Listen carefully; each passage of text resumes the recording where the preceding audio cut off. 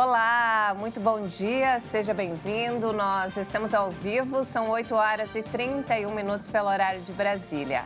E a partir de agora você acompanha as principais notícias do Brasil e do mundo desta terça-feira. E vamos aos destaques do dia. Comissão tem votação prevista para hoje de projeto que prorroga desoneração da folha de pagamento até 2027. Lula recebe Ursula von der Leyen em Brasília e critica exigências da Comissão Europeia na área ambiental. OTAN inicia manobra militar aérea histórica coordenada pela Alemanha. Incêndios provocados por balões aumentam nesta época do ano. Uma prática perigosa considerada um crime ambiental. Tudo isso a partir de agora. E a comissão do Senado pode votar hoje o projeto que prorroga a desoneração da folha de pagamento até 2027. O texto foi apresentado no fim de maio. O projeto de lei que prorroga a desoneração da folha de pagamento até o fim de 2027 entra em análise pela comissão do Senado. O relatório do senador Ângelo Coronel é a favor da prorrogação da desoneração que afeta 17 setores da economia, entre eles calçados, comunicação, jornalismo, vestuário, construção civil, entre outros. Essa desoneração permite que as empresas paguem alíquota de 1 a 4,5% sobre a receita bruta, em vez de 20% sobre a folha de salários. A renúncia fiscal anual estimada, segundo a Receita Federal, é de quase 9 bilhões e meio de reais. Mas o relator alega que os impactos positivos na economia superam esse valor, que seria de 10 bilhões de reais a mais na economia por causa dessa desoneração. O senador justifica que esse montante viria do acréscimo de mais de 620 mil empregos dos 17 setores desonerados em 2022 e o decorrente crescimento de receitas advindas de impostos e contribuições. Além disso, o relator também estabeleceu uma desoneração da folha de pagamento para municípios com menos de 143 mil habitantes. Nesses casos, os municípios poderiam reduzir a alíquota previdenciária sobre a folha de 20% para 8%. Apesar do governo federal deixar de arrecadar, haveria benefícios aos demais entes federados. A Comissão Parlamentar Mista de Inquérito, a CPMI, que apura os atos extremistas de 8 de janeiro, deve votar hoje as primeiras convocações. O deputado Arthur Maia quer discutir o compartilhamento de informações com o Supremo Tribunal Federal. A CPI de 8 de janeiro deve votar 285 requerimentos de convocações e informações. Na lista de convocações estão o ex-ministro da Justiça, Anderson Torres, e o tenente-coronel Mauro Cid. Os parlamentares vão analisar também pedidos de informação a diversos órgãos públicos, inclusive registros de vídeos dos ataques às sedes dos 3 poderes em Brasília. Ao todo, o presidente do colegiado, deputado Arthur Maia, pautou 285 pedidos dos parlamentares. 62 são de autoria da relatora, senadora Elisiane Gama. A aprovação dos requerimentos influencia no rumo, nas linhas de investigação da CPI e no resultado final do colegiado. A lista dos requerimentos também considera o roteiro de trabalho aprovado pela CPI na última semana. No documento, a relatora propõe ir além dos atos de 8 de janeiro e investigar fatos relacionados às eleições de 2022. De acordo com entendimentos da Justiça, testemunhas convocadas por uma CPI são obrigadas a comparecer para prestar esclarecimentos. Somente investigados têm o direito de não comparecer. Mais tarde, Arthur Maia deve se reunir com o ministro Alexandre de Moraes do STF. O objetivo da reunião é estabelecer um diálogo e verificar a possibilidade de compartilhamento de informações dos inquéritos. E o presidente Lula recebeu ontem, na tarde de ontem, em Brasília, a presidente da Comissão Europeia, Ursula von der Leyen, e criticou as exigências do bloco no processo de validação do acordo com o Mercosul. Além de Lula e Ursula, participaram o vice-presidente Geraldo Alckmin, o assessor especial da presidência, Celso Amorim, e os ministros das Relações Exteriores, Mauro Vieira. O presidente disse que a desconfiança não pode orientar o acordo comercial entre a União Europeia e Mercosul e lamentou as exigências ambientais dos europeus após o encontro.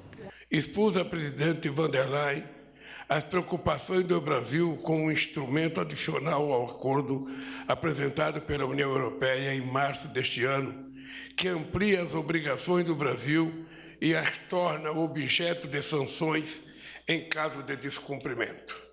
A premissa que deve existir entre parceiros estratégicos é a da confiança mútua e não de desconfiança e sanções. Em paralelo, a União Europeia aprovou leis próprias com efeitos extraterritoriais e que modificam o equilíbrio do acordo. Essas iniciativas representam restrições potenciais às exportações agrícolas e industriais do Brasil. O Mercosul, formado por Brasil, Argentina, Paraguai e Uruguai, chegou a um acordo comercial com a União Europeia em 2019, depois de mais de 20 anos de negociações. Mas as exigências ambientais dos europeus, presentes em um documento adicional ao acordo apresentado recentemente pela União Europeia, diminuíram o entusiasmo. Esse acordo comercial é mais do que um acordo comercial. Eu o vejo como um compromisso de longo prazo, como uma plataforma de diálogo. E, de fato, enviamos uma carta com um instrumento adicional. Estamos ansiosos por sua resposta, porque é a nossa abertura para ouvi-lo, para ouvir o que pode ser melhorado, para ouvir onde temos que dar um passo em direção ao outro.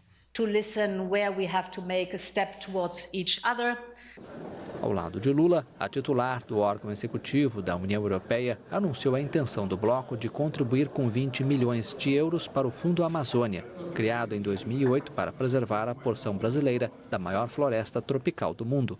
Esse valor equivale a 105 milhões de reais. E mudando de assunto, olha só que bacana, o Brasil está prestes a se tornar o maior exportador de milho do mundo. O país pode superar os Estados Unidos como o maior exportador de milho, algo que aconteceu apenas em 2013. A nossa repórter Maria Clara Leite traz os detalhes. Acompanhe. Até a safra do ano passado, a liderança na exportação do grão era dos Estados Unidos. No ciclo encerrado em 2022, os envios do milho americano ao mercado externo chegaram a 63 milhões de toneladas, enquanto o Brasil disponibilizou de 32 milhões de toneladas para o mercado internacional no mesmo período. Só que na safra de 2023, a estimativa é que o Brasil envie 54 milhões de toneladas para fora, o que é um recorde, segundo dados do Departamento de Agricultura dos Estados Unidos. País que esse ano deve exportar 45 milhões de toneladas de milho, ou seja, 9 milhões a menos do que o Brasil. O motivo dessa virada é o aumento do plantio do grão por aqui, ao mesmo tempo que a produção por lá caiu. Independente dessa disputa aí entre os dois países, o fato é que ambos figuram como os maiores exportadores de milho do mundo todo. E ainda falando sobre economia, as vendas de carros com desconto surpreenderam concessionários de veículos que registraram aumentos nos negócios com o fim do estoque em apenas um mês. A melhora do cenário se deve à medida do governo federal, que entrou em vigor na última terça-feira. Desde o anúncio do pacote do governo e com o início dos descontos, o incremento nas vendas foi surpreendente. O destaque foi o fim de semana, que teria um movimento fraco, por ser feriado prolongado.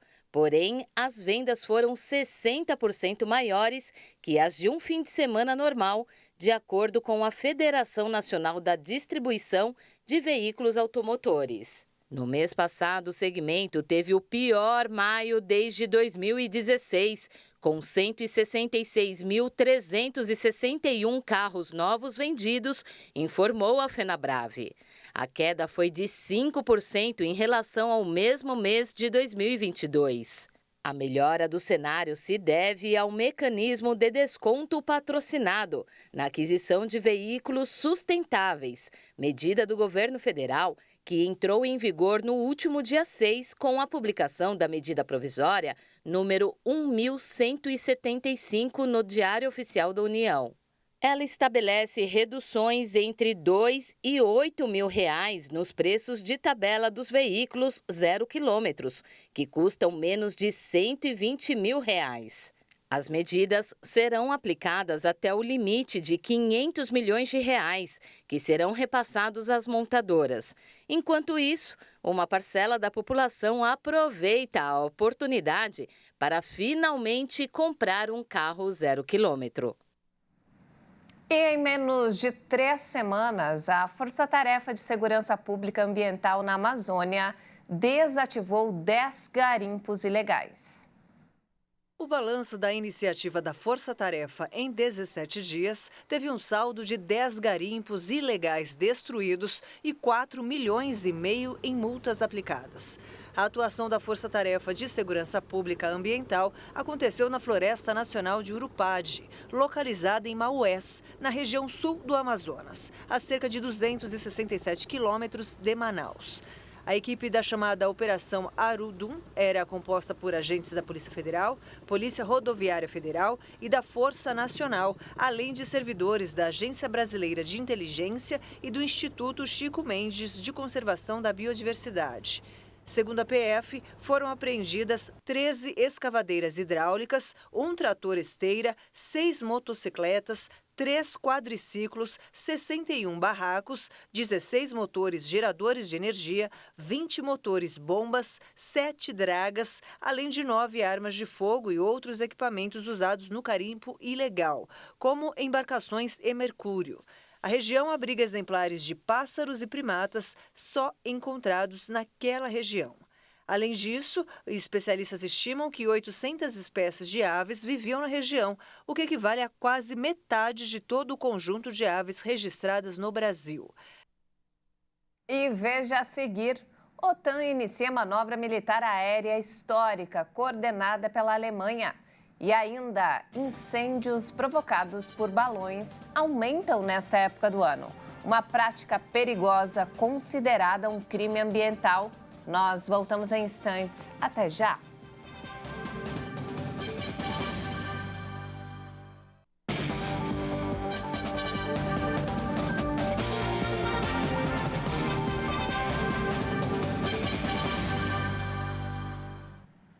E nós estamos de volta, 8 horas e 45 minutos pelo horário de Brasília. E olha só, a Justiça de Barcelona decidiu manter Daniel Alves detido pelo risco de fuga do país. Um novo recurso apresentado pelo lateral foi negado. Em Barcelona, o ex-jogador vai permanecer em prisão preventiva, que cumpre desde janeiro, acusado de estupro. A decisão dos magistrados fecha mais uma vez as portas para que o jogador aguarde o julgamento em liberdade. Outro pedido semelhante feito em janeiro já tinha sido recusado. Os juízes da Audiência de Barcelona, a mais alta instância da Justiça da Catalunha, reafirmaram que os indícios de criminalidade que foram considerados são suficientes para imputar o fato a Dani Alves e permanecem inalterados como fundamento da prisão preventiva. Eles também reforçaram o risco de fuga como um dos motivos para a manutenção da medida cautelar e consideraram que a detenção é a única maneira de impedir que ele não saia do país, mesmo tendo residência em Barcelona. Daniel Alves, de 40 anos, foi colocado em prisão preventiva sem direito à fiança em 20 de janeiro por um suposto crime de agressão sexual. Uma jovem acusa o jogador de estupro em um banheiro de uma boate de Barcelona no final de dezembro. A versão do atleta já mudou várias vezes. Em abril, ele declarou que manteve relações consensuais com a jovem, relação que tinha sido negada inicialmente em uma suposta tentativa de ocultar a infidelidade em relação à esposa. A OTAN iniciou nesta segunda-feira o maior exercício militar aéreo da história da organização, coordenado pela Alemanha e com o objetivo de demonstrar unidade diante de potenciais ameaças, em particular da Rússia. O exercício Air Defender 23 vai prosseguir até 23 de julho e inclui 250 aviões de 25 países da OTAN, além de aliados como o Japão. Quase 10 mil pessoas vão participar das manobras.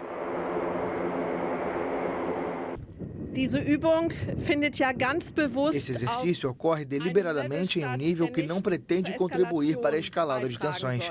Claro que há uma presença grande e também é importante enviar um sinal claro para a Rússia, mas também deveria ser pesado e ponderado. Os exercícios pretendem fortalecer a interoperabilidade, além da preparação para proteção contra drones e mísseis de cruzeiro em caso de ataques a cidades, aeroportos ou portos nos países da OTAN. As manobras incluem treinamentos em nível operacional e tático, principalmente na Alemanha, mas também na República Tcheca, Estônia e Letônia. Os Estados Unidos fizeram uma solicitação formal à Unesco para integrar novamente a entidade. O país saiu da organização em 2018 sob a administração de Donald Trump. Os 193 países membros devem agora aprovar por maioria em uma votação prevista para julho se aceitam o pedido. A Unesco vai bem e vai ser melhor com o retorno dos Estados Unidos. Em primeiro lugar, porque a vocação do multilateralismo é receber todas as nações, grandes e pequenas. Os Estados Unidos abandonaram pela primeira vez a Unesco em 1984, sob a presidência de Ronald Reagan, pela suposta inutilidade e excessos orçamentários, retornando em 2003. Em 2017, a administração Trump anunciou uma nova retirada, pelo que considerava um persistente viés anti-Israel. O atual presidente Joe Biden considera que a ausência na Unesco permite que a China tenha mais influência nas regras sobre inteligência artificial. Os Estados Unidos já tinham suspendido em 2011 o financiamento à organização, depois da admissão da Palestina, e acumularam uma dívida de 619 milhões de dólares, número superior ao orçamento anual da Unesco. No pedido de retorno, o governo americano informou que pediu ao Congresso o desembolso de 150 milhões de dólares para o exercício fiscal de 2024, uma contribuição que promete continuar nos anos seguintes até liquidar os valores em atraso. E olha só, os protestos por reivindicação salariais se intensificaram nos últimos dias na Venezuela. Protestos por reivindicações salariais recorrentes no país se intensificaram nos últimos dias no polo minerador de Bolívar. Desde janeiro, foram 22 trabalhadores presos em manifestações. A Sidor, fundada em 1964 como empresa pública, foi privatizada em 97 e expropriada do grupo argentino Tequinte por ordem do ex-presidente Hugo Chávez em 2008. Segundo os trabalhadores, algumas das plantas deixaram de produzir por falta de investimentos. E ainda falando sobre o país, o presidente iraniano chegou nesta segunda-feira à Venezuela em sua primeira visita oficial ao país sul-americano, como parte de uma viagem que o levará também a Nicarágua e a Cuba. É a primeira visita de Ebrahim Raisi à América Latina. Membros da Organização de Países Exportadores de Petróleo, tanto o Irã quanto a Venezuela, são alvos de sanções dos Estados Unidos.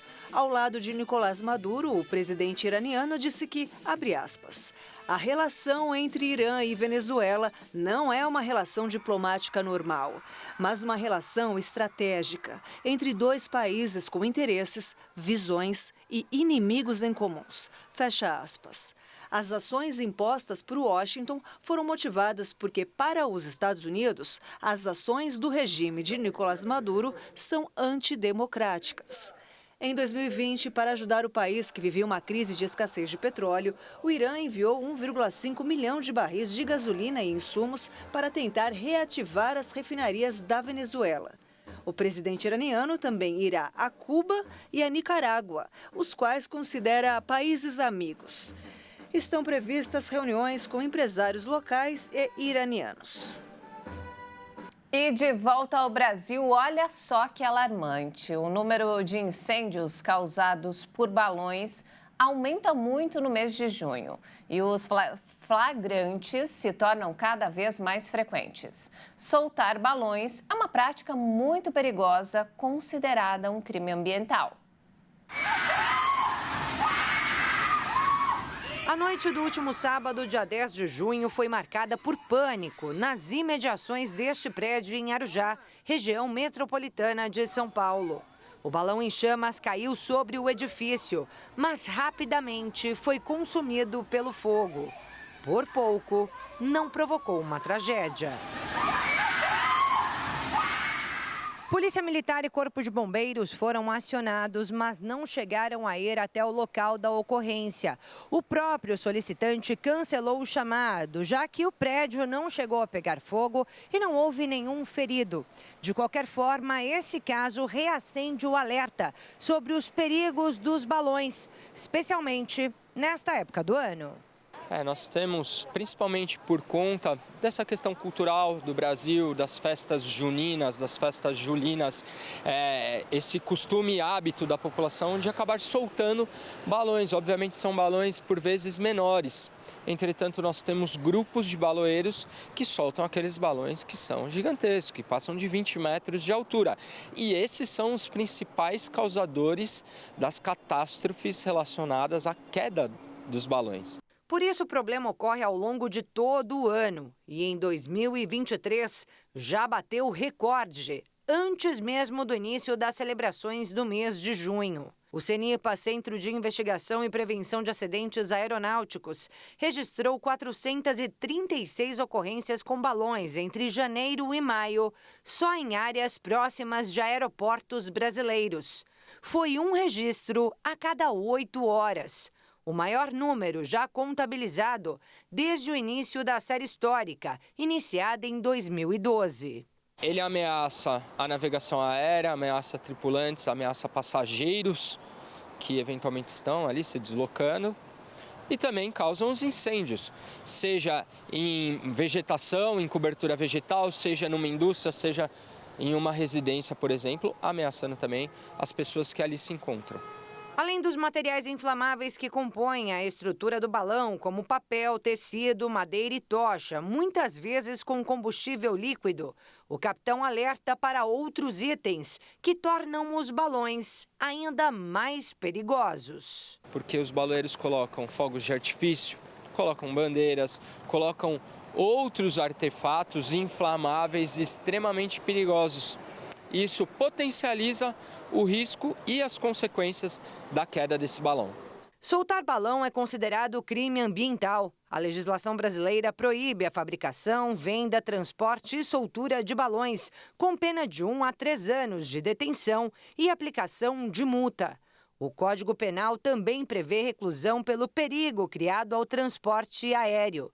Mesmo assim, muita gente ainda se arrisca. Historicamente, nós temos incêndios catastróficos ocasionados pela soltura de balão. Então, o Corpo de Bombeiro pede encarecidamente para que as pessoas se conscientizem e entendam que não é cultural, não é bonito, não é legal. É um ato criminoso, é um ato que coloca em risco a vida. O Corpo de Bombeiros orienta a população a denunciar a prática ilegal pelo Disque Denúncia, telefone 181 ou pelo 190 da Polícia Militar.